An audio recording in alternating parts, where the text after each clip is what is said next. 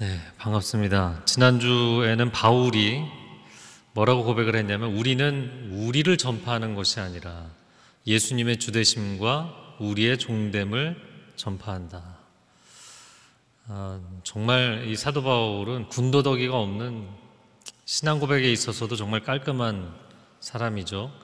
그런데 그 고백이 오늘 본문의 7절부터 18절까지의 말씀으로 이어집니다. 첫 번째는 보배를 담은 질그릇이라는 고백인데요. 7절 말씀, 오늘 본문 7절을 같이 읽겠습니다. 우리는 이 보배를 질그릇에 가지고 있는데 이는 능력의 지극히 큰 것이 하나님께 있고 우리에게서 난 것이 아니라는 것을 보여주려는 것입니다. 자, 이 보배를 질그릇에 갖고 있다. 우리가 굉장히 소중하게 생각하는 말씀입니다. 그런데 질그릇에 대해서 조금 묵상을 해볼 필요가 있어요. 이 질그릇이란 단어는 성경에서 하나님의 전적인 주권을 설명할 때 자주 등장하는 표현입니다. 이사야 29장 16절을 보면 너희의 패역함이 심하도다. 토기장이를 어찌 진흙같이 여기겠느냐. 빚음을 받은 물건이 자기를 빚은 이에게 대하여 이르기를 그가 총명이 없다 하겠느냐. 하나님 백성들이 죄를 지니까 하나님이 징계하신단 말이죠. 그러니까 그 백성들이 하나님은 생각이 없다 이렇게 얘기한다는 거예요. 아니 우리에게 이렇게 힘든 시간을 주다니 하나님이 어리석은 거 아니냐, 하나님 뭔가 생각을 잘못하는 거 아니냐 이렇게 표현을 한다면 주객이 전도된 것이다. 토기장이가 자기가 만든 질그릇을 보면서 마음에 든다 안 든다를 평가하는 것이지 그 그릇이 토기장이를 평가하는 것은 아니라는 거죠. 있을 수 없는 일이라는 거예요. 예레미야도 동일한 맥락의 이야기를 했습니다. 예레미야 18장 4절 한번 같이 읽어볼까요? 진흙으로 만든 그릇이 토기장이의 손에서 터지매 그가 그것으로 자기 의견에 좋은 대로 다른 그릇을 만들더라. 우리 인생을 어떤 방향으로 인도해 가시다가 하나님이 갑자기 스탑, 그리고는 갑자기 다른 방향으로 끌고 가시면 하나님 도대체 지금 뭐 하시는 거예요? 이렇게 따진단 말이죠. 아니 그런데 토기장이가 진흙을 가지고 그릇을 가지고 새롭게 만들 권한이 없냐는 거예요. 인생이 질그릇과 같다라는 것은 두 가지 의미를 갖죠. 연약하고 깨어지기 쉬운 존재다라는 의미도 있지만 이 인간이라는 존재에 대한 결정권은 전적으로 하나님께 있다라는 뜻이에요. 그런데 놀라운 것은 복음은 인간이 그거를 주장한다면 말도 안 되는 것이지만 하나님 편에서 그 일을 이루어내신 것이 복음입니다. 무슨 얘기냐면 이 연약하고 값싼 질그릇 인생을 예수 그리스도께서 보배로 삼아주신 거예요. 나는 질그릇입니다. 그러니까 구약의 양대 예언서 저자라고 할 수 있는 이사야와 예레미야가 제가 두 구절 인용했지만 여러 곳에서 똑같은 이야기를 했어요. 이 어리석은 인생들아, 질그릇 같은 인생들아, 너희가 죄를 지어서 하나님이 진노하시고 깨뜨리시면 부서질 수밖에 없는 존재들이 감히 하나님 앞에 그렇게 대하면 안 된다. 이 얘기를 반복한 거거든요. 그런데 복음은 무엇인가요? 그렇게 죄를 짓고 깨어질 수밖에 없는 인생들을 질그릇으로 여기지 않으시고 보배로 여기셔서 당신의 생명을 십자가에 내어주신 거잖아요. 어떻게 이런 일이 일어날 수 있는가? 다시 말하자면 나를 보배로 여기시기 위해서 영원하신 창조주께서 당신 자신을 십자가 위에서 질그릇으로 깨뜨리신 거예요. 뒤바뀔 수 없는 자리가 뒤바뀐 겁니다. 철학적인 개념으로 얘기하자면 나를 목적적인 존재로 사랑하셨기 때문에 영원하신 근원자이신 하나님께서 당신 자신을 도구적인 존재로 전락시키신 거예요. 당신의 생명을 지불수단으로 내어주시고 나의 생명을 건지신 것입니다. 이게 복음입니다. 강도 만나서 거반 죽은 사람을 살려내고 가산을 탕진하고 폐인이 되어서 거린이 되어서 돌아오는 아들을 받아주는 하나님 아버지의 사랑, 이 놀라운 있을 수 없는 역설적인 복음의 스토리입니다. 그래서 이제 내 인생은 보배 되신 그리스도께서 나라는 질그릇에 담겨주시게 된 거예요. 그러니까 이제부터는 내가 감사의 보답, 은혜의 보답, 사랑의 보답을 해야 되죠. 그게 무엇이냐면 내가 질그릇인 것을 인정하는, 내가 도구적인 존재로 그분을 섬기는 삶을 시작하는 거예요. 주님이 나를 위해서 당신의 생명을 초계같이 아낌없이 던지셨다고 해서 내가 정말 그분보다 잘난 존재인 줄 알고, 내가 그분의 영광을 다 가로채고, 내가 주인 행세를 하고 그분은 종노릇하게 만들고, 우리가 수없이 기도하는 거잖아요. 도대체 왜 이거 빨리 안 하십니까? 왜 저거는 안 하고 계십니까? 도대체 무슨 생각으로 그러고 계십니까? 하나님 혼내는 기도 많이 하잖아요. 이거 주객이 전도된 것이죠. 배은망덕한 것이죠. 그런데 우리가 그런 신앙 패턴, 잘못된 패턴에 빠질 때가 너무나 많다는 거예요. 부모 자식 간에도, 가정에서 그런 일이 많습니다. 부모님이 정말 있는 거 없는 거 다 내어주고 간이라도 빼어줄 정도로 그렇게 쏟아붓고 사랑하고 섬기잖아요. 그럼 자녀가 그 부모님의 은혜를 깨달으면 좋은데,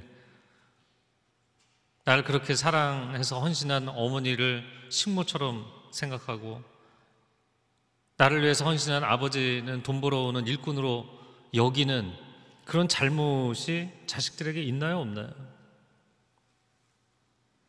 그러나 세월이 흐르고 인간으로서, 한 인격체로서 성숙해져 가면 정말 내 부모님이 인생의 가장 찬란한 날들을 쏟아부어서 나를 위해서 도구적인 존재로 사셨구나, 이제는 내가 그 은혜의 보답으로 내가 도구적인 존재로 섬겨야겠구나, 이런 거를 깨달아 가는 것이죠. 사도 바울이 복음을 절절하게 깨달은 사람이잖아요. 그리고 이제는 진짜 정상적인 관계가 돼서 그분이 나를 건져주셨으니 이제는 내가 보배 되신 그분을 담아내는 질그릇 인생을 살겠다, 이 얘기를 하고 있어요.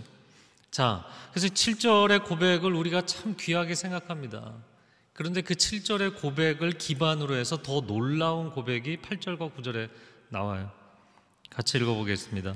그러므로 우리는 사방으로 환난을 당해도 절망하지 않고, 답답한 일을 당해도 낙심하지 않습니다. 핍박을 당해도 버림받지 않고, 넘어뜨림을 당해도 망하지 않습니다. 이게 무슨 말이냐면 아주 간단한 얘기예요. 주님은 나의 보배이시고 나는 그분의 질그릇이다. 이 고백만 분명하면 어떤 환난을 당해도 어떤 고난에 들어가도 난 괜찮다는 거예요. 이 거꾸로 이야기를 하자면, 내가 인생에 고난이 찾아왔을 때 하나님을 원망하고 하나님을 등지고 떠나려고 한다. 그러면 이 고백이 명확하지 않다는 뜻이에요. 왜냐하면 내 인생의 보배는 내가 아니라 그분이시기 때문에, 그분이 온전하게 드러나기만 한다면 나는 뭐 깨어지든 상하든 괜찮습니다. 그건 아무 문제가 되지 않습니다. 오히려 그것이 그릇의 진정한 용도 아닙니까? 존재 이유잖아요. 우리가 음식을 먹을 때 뭐 잘 차려서 먹든 한두 가지 뭐 간단하게 먹든 간에 음식을 땅바닥에 그냥 두지 않죠. 깨끗한 식탁이라도 음식을 그냥 두지 않습니다. 그릇으로 바치는 거잖아요.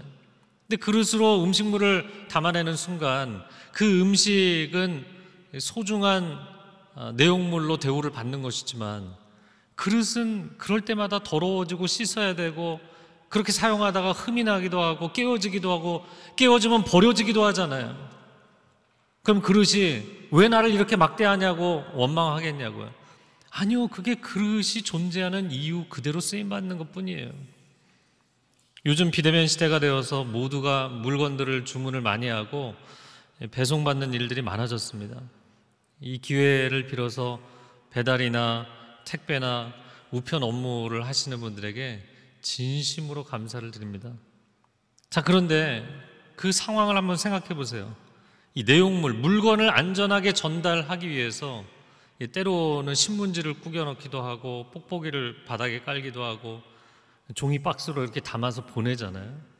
그런데 그런 상황에서 신문지나 뽁뽁이, 아니 왜 나를 함부로 꾸기는 거야? 왜 나를 밑바닥에 까는 거야? 나를 우습게 여기는 거야?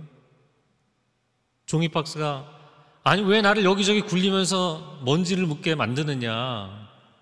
나를 좀 존귀하게 대해달라, 이렇게 얘기하냐고요. 여러분, 저와 여러분이 정말 예수님께 귀하게 쓰임받는 인생이 되기를 축복합니다. 네, 이쪽이 아멘이 더 많으시네. 이쪽은 고민이 많으신 거죠? 저의 설교의 진의를 아시기 때문이죠. 여러분, 그릇이라는 건 우리가 쓰임받는 존재가 된다는 것은 그분을 위해서 도구적인 존재가 된다는 뜻이라고요. 사도 바울이 이 고백을 하는 것은 크게 두 가지 의미입니다. 8절과 9절에서 고백한 것은 내가 고난을 당할지라도, 억울한 일을 당할지라도 예수님만 드러나고 전해진다면 다 괜찮습니다. 그렇잖아요. 우리가 무슨 물건을 배달받았을 때 겉에가 좀 찌그러질 수도 있고 박스가 지저분해질 수는 있잖아요. 그럼 내용물을 뜯어봐서 내용물만 온전하면 괜찮은 거예요. 오히려 내가 온전하겠다고 내용물이 깨어지면 안 되는 거잖아요. 내 인생은 너무나 멋지게 드러나는데 그 안에 계시는 예수 그리스도는 망가져 있으면 그거는 잘못된 것이잖아요. 우리의 신앙의 초점, 우리의 인생의 초점이 어디에 있는가?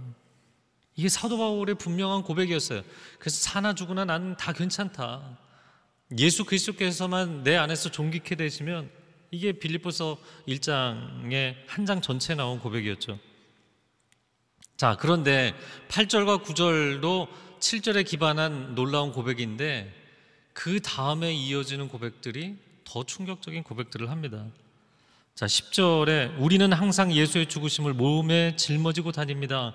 이는 예수의 생명 또한 우리의 죽을 몸에 나타나게 하려는 것입니다. 예수님의 십자가 그 죽음을 자신의 고난에 빗댄 거예요. 내가 주님이 고난을 당하신 것처럼 이렇게 고난을 당하는 삶을 삶으로 인해서 예수님의 생명이 드러날 수만 있다면 난 좋습니다. 이 얘기를 하고 있다고요. 근데 사실 정확하게 이야기를 하자면 내가 이렇게 고난을 당할 때에만 드러나는 놀라운 그리스도의 향기가 있다는 거예요. 내가 죽어야만 그리스도께서 온전히 드러나신다는 거예요. 향유가 가득 담긴 옥합 그 자체로도 귀하고 아름다운 것이지만 여러분, 옥합이 깨뜨려질 때에만, 그 순간에만 드러나는 놀라운 향유 내음이 집안을 가득 채우고 사람들을 감동시키는 것이죠.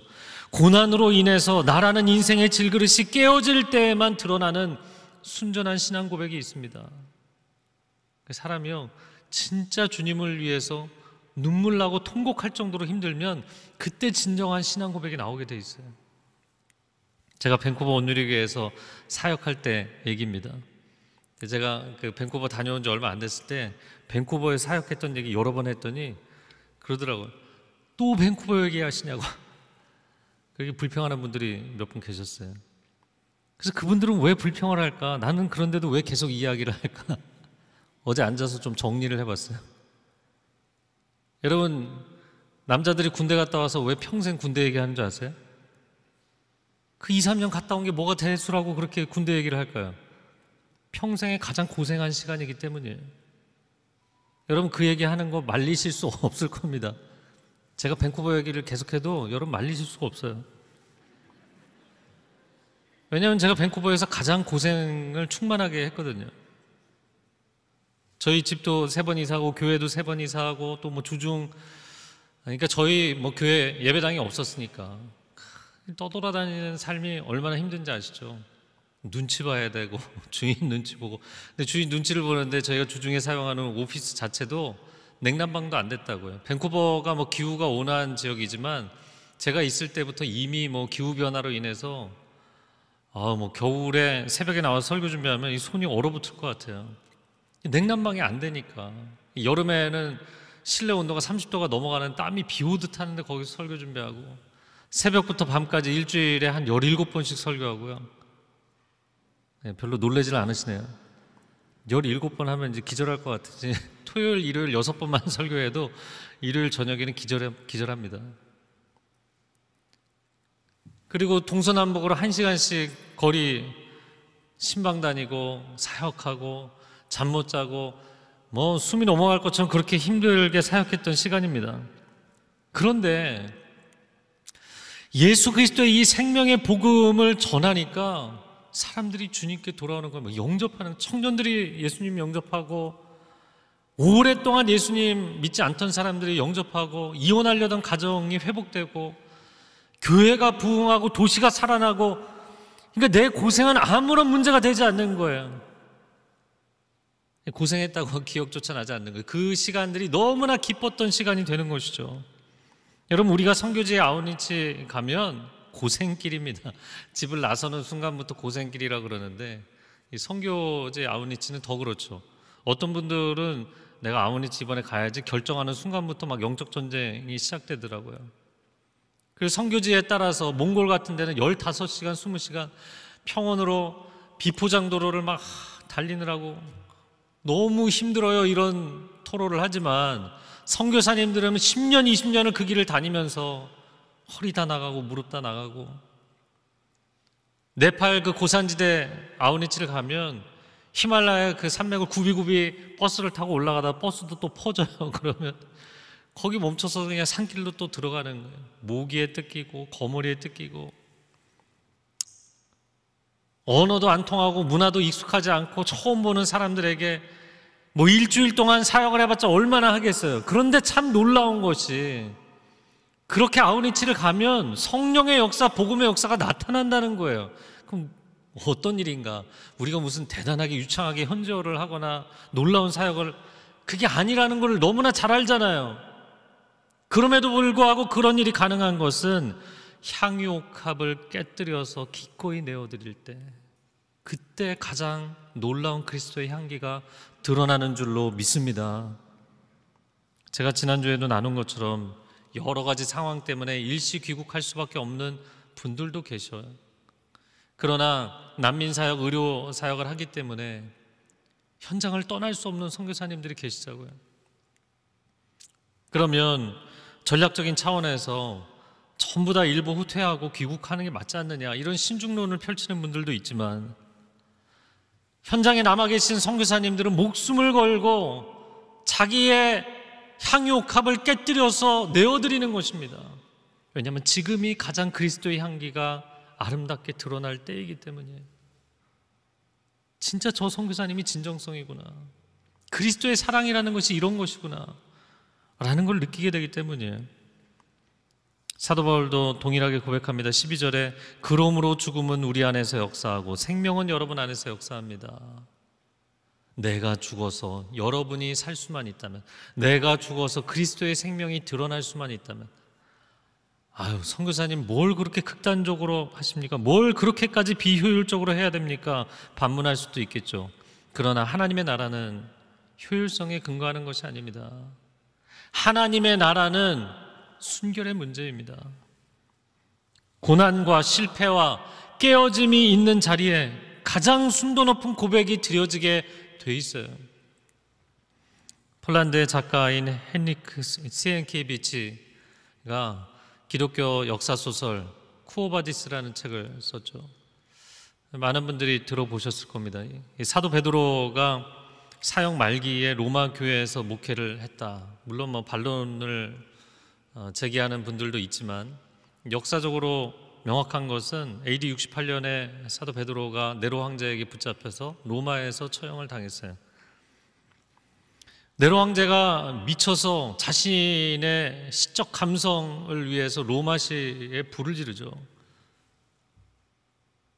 그리고 나서는 뭐 압박이 들어오니까 자기가 책임을 져야 되니까 자신의 책임을 그리스도인들에게 전가시킵니다. 저들이 불을 지른 것이다. 그리고는 사람들의 공분을 일으키고 그들을 붙잡아다가 처형하고 경기장에서 맹수의 먹이로 내어주고, 로마 교회 성도들이 베드로 사도에게 일단 지금은 피신하십시오, 나중에 때를 도모해야 되지 않겠습니까? 베드로가 떠날 수 없다 거절하는데 계속 이야기를 하니까 결국에 그가 로마시를 빠져나갑니다. 근데 빠져나가는데 이 소설 마지막에 그 로마시로 들어오시는 그리스도의 환상을 마주하게 되죠. 그래서 베드로가 질문한 거예요. 쿠오바디스 도미네, 주여 어디로 가시나이까? 나는 내가 내 양무리를 버리고 떠나는 이 로마시로 들어가서 다시 십자가를 지려고 한다. 이 십자가를 지라는 말씀이구나. 그가 다시 로마로 돌아가서 체포되어 순교하게 되죠. 그런데 당시에 비슷한 시기에 네로 황제에게 잡혀서 사도 바울도 순교를 했거든요. 근데 사도 바울은 로마 시민권자이기 때문에 깔끔하게 죽었어요. 참수형은 그냥 순간에 죽는 거잖아요. 그런데 사도 베드로는 로마 시민권자가 아니었기 때문에 십자가형, 피와 물을 다 쏟는 진을 빼서 죽이는 이 최악의 형벌을 당합니다. 그가 십자가에 매달리기 전에 나는 예수님과 똑같은 대우를 받을 수 없다고 나를 거꾸로 매달아 달라. 거꾸로 매달려서 진이 빠져서 순교합니다. 여러분, 이 초대교회에 어떻게 그렇게 놀라운 성령의 역사와 부흥의 역사가 일어났을까요? 그때가 가장 깨어짐이 심했던, 가장 박해가 심했던 때이기 때문입니다. 가장 큰 깨어짐이 있는 곳에 가장 순전한 고백이 일어나게 돼 있고 가장 놀라운 성령의 역사가 나타나게 되어 있는 것이죠. 오늘날 크리스찬들이 잘못하고 교회가 잘못하면, 그래서 세상의 비난을 받는 것이라면 우리가 스스로 회개하고 고쳐야 됩니다. 구체적으로 잘못된 것들을 고쳐야 됩니다. 그러나 생명을 살리고 영혼을 살리기 위해서 복음을 전하다가 오해를 받고 손가락질을 당하는 것이라면 여러분, 두려워하지 마십시오. 위축되지 마십시오. 크리스찬의 여정이란 무엇인가? 고난의 길을 지나서 천국에 이르는 것이 크리스찬의 여정입니다. 어떻게든 고생하는 것, 고난받는 것은 다 피해가고 싶고, 하나님 저의 인생은 순탄한 인생, 평안한 인생이 되게 해주세요. 우리가 기도하는 상당히 많은 기도가 얼마나 어긋난 기도를 하고 있는지 몰라요. 내 인생의 시온의 대로를 열어주실 것인지, 아니면 내 인생이 사망의 음침한 골짜기를 지나갈 것인지, 그거는 주님이 결정하시는 거예요. 내가 결정할 수 있는 것은 어떤 상황이든 주님과 동행하는 길을 선택하겠습니다. 많은 사람들이 시편 23편 좋아하시잖아요. 그 선한 목자로 인하여서 쉴만한 물과 푸른 초장으로 인도해 주신다. 거기까지는 뭐 너무 땡큐죠. 그런데 그 다음에 사망의 음침한 골짜기를 다닐지라도 해를 두려워하지 않을 것은 주께서 나와 함께 하십니다. 이게 무슨 얘기인가요? 이거 바꿔서 얘기하면 주님이 나하고 함께 안 계셔서 내가 지금 사망의 음침한 골짜기를 들어간 게 아니란 얘기예요. 주님이 거기로 나를 끌고 들어가신 거예요. 그럼 나를 죽으라고 거기를 데리고 가셨나요? 그게 아니죠. 거기를 지나가야만 쉴만한 물과 푸른 초장이 다시 나오기 때문이에요. 자, 이어지는 뒷부분에서 더 말씀을 나누겠습니다. 두 번째는 잠시의 고난, 영원한 영광입니다. 14절부터 18절까지인데요. 14절을 보면 주 예수를 살리신 이가 예수와 함께 우리도 살리시고 여러분과 함께 그 앞에 서게 하실 것을 우리가 알기 때문입니다. 예수님을 무덤에서 일으키시고 살리신 하나님께서 우리도 이 죽음의 상황에서 일으키시고 세우실 것이다. 그러므로 16절에 우리는 낙심하지 않습니다. 우리의 겉사람은 쇠할지라도 우리의 속사람은 날마다 새로워지고 있습니다.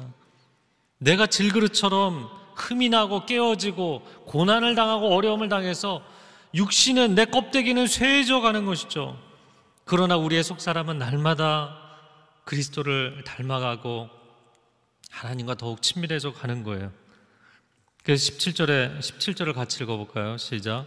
우리가 잠시 당하는 가벼운 고난은 그건 모두를 능가하고도 남을 영원한 영광을 우리에게 이루어줄 것입니다. 이 표현이 수용이 되실지 모르겠지만 고난은 가벼운 것이다.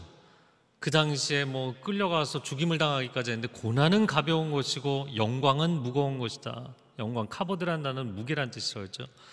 고난은 잠시 잠깐이고 영광은 영원한 것이다. 이렇게 비교를 했어요.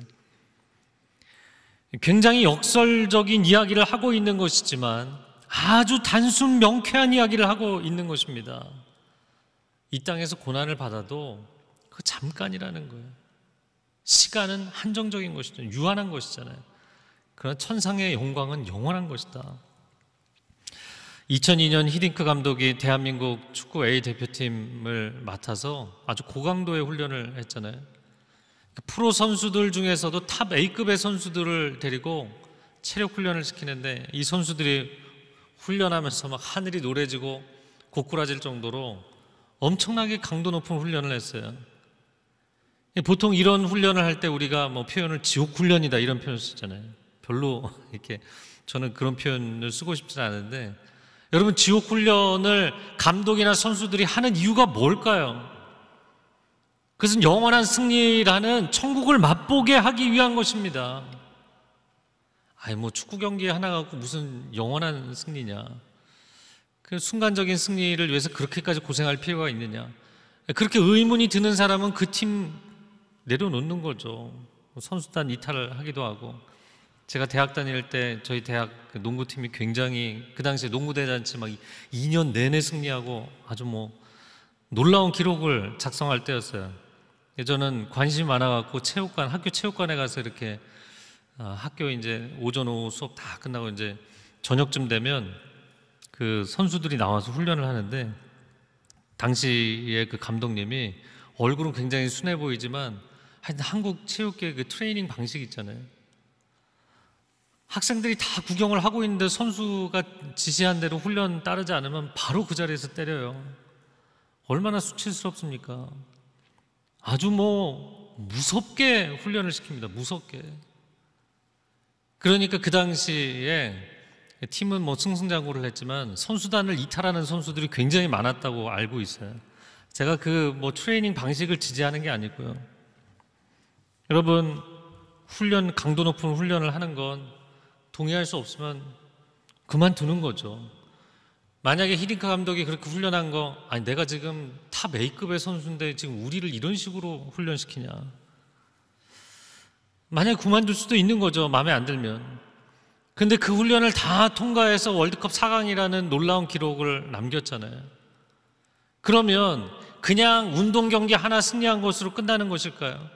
제가 이걸 묵상하다 보니까 그 2002년이라는 한순간의 승리이기는 하지만, 여러분, 이게 한순간의 승리가 아니라는 거예요. 왜냐하면 인류 역사가 지속되는 동안은 그 기록이 남기 때문이에요. 계속해서. 천상의 관점은 아닐지라도 지상의 관점에서는 적어도 퍼머넌트한 거예요. 영속적인 것이라고요. 그러면 이 세상에서 내가 운동 경기나 아니면 기업이나 내가 하는 일을 통해서도 그 승리의 기록이 오래도록 회자가 되는데, 영원한 하늘의 영광을 경험하는 것은 어떠한 것이겠는가? 이건 비교할 수 없는 것이라는 거죠.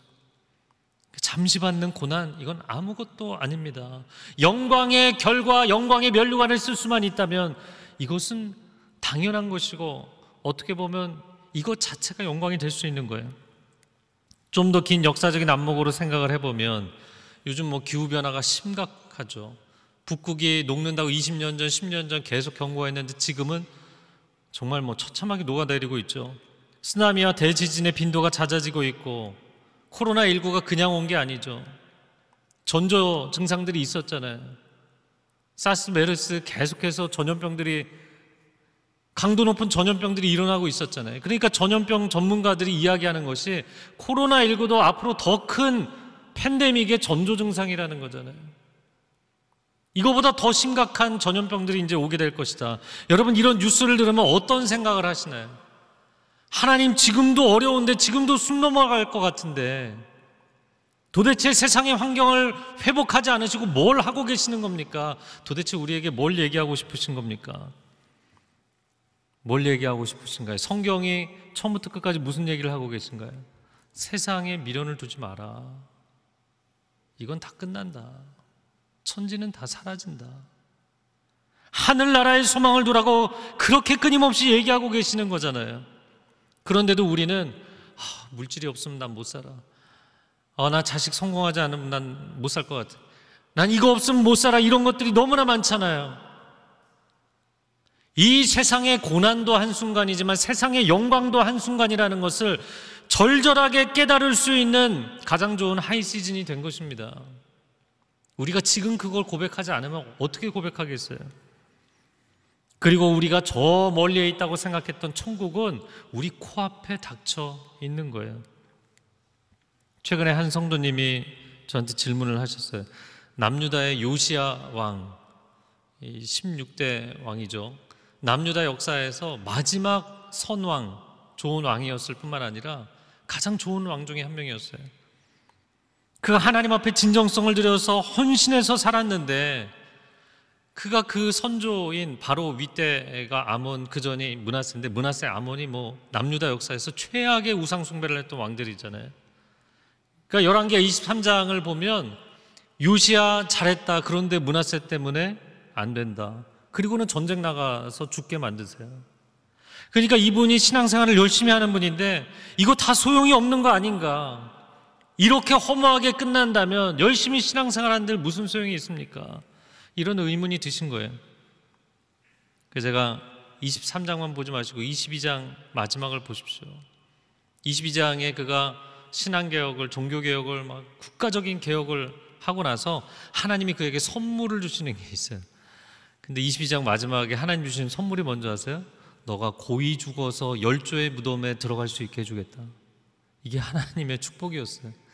이게 그가 헌신한 것에 대한 하나님의 베네핏이었어요. 아니, 그게 어떻게 선물입니까? 그게 어떻게 축복입니까? 왜냐하면 남유다는 우상 숭배와 성적인 타락과 사회적인 부패가 너무나 심각해서 하나님이 심판을 연기하실 수가 없는 상태였어요. 그런데 요시야가 착한 애가 딱 등장한 거예요. 그러니까 하나님이 빨리 데려가신 거예요, 그냥. 아니, 좀 더 장수하게 하시고 좀 더 세상의 기쁨을 맛보게 하시면 안 됩니까? 그 다음에 4명의 왕들이 등장하는데, 하나는 애굽으로 끌려가고 셋은 바벨론으로 쇠고랑 차서 끌려갔어요. 처참하게 인생이 끝났어요.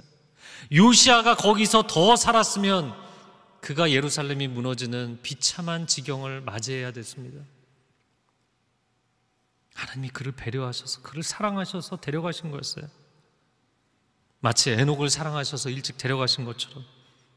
여러분, 우리는 인생의 좁은 구간을 살고 있기 때문에, 전 역사와 영원이라는 하나님의 거시적 관점이 우리에게 없기 때문에 하나님 도대체 나를 왜 이렇게 힘들게 하십니까? 이렇게 원망한다고요. 그러나 하나님의 큰 그림 안에서는 그것이 나를 건지시는, 나를 보호하시는 하나님의 손길이기 때문에 하나님이 그 일을 하시는 거예요.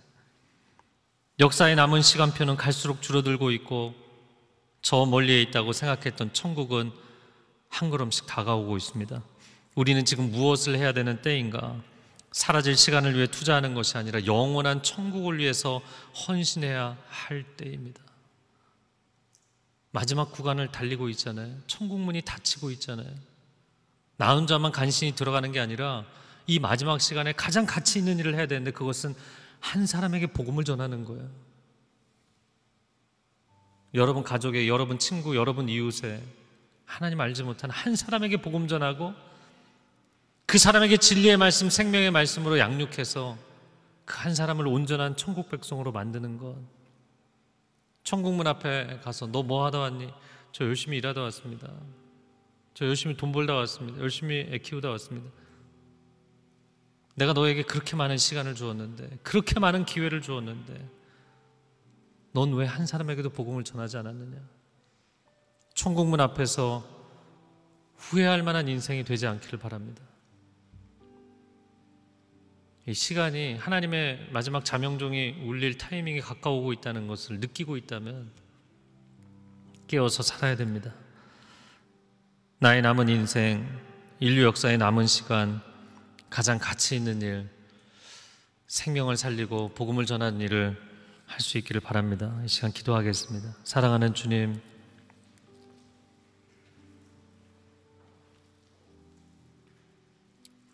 환경과 상황이, 세상이 어려워질수록 자신을 보위하면서 사는 것이 아니라 아낌없이 자신을 던져서 그리스도의 복음을 증거하고 생명을 살리는 이 마지막 때 합당한 인생을 사는 성도들이 되게 하여 주옵소서. 이것만이 영원한 가치를 갖게 될 줄로 믿습니다. 예수 그리스도의 이름으로 기도합니다. 아멘.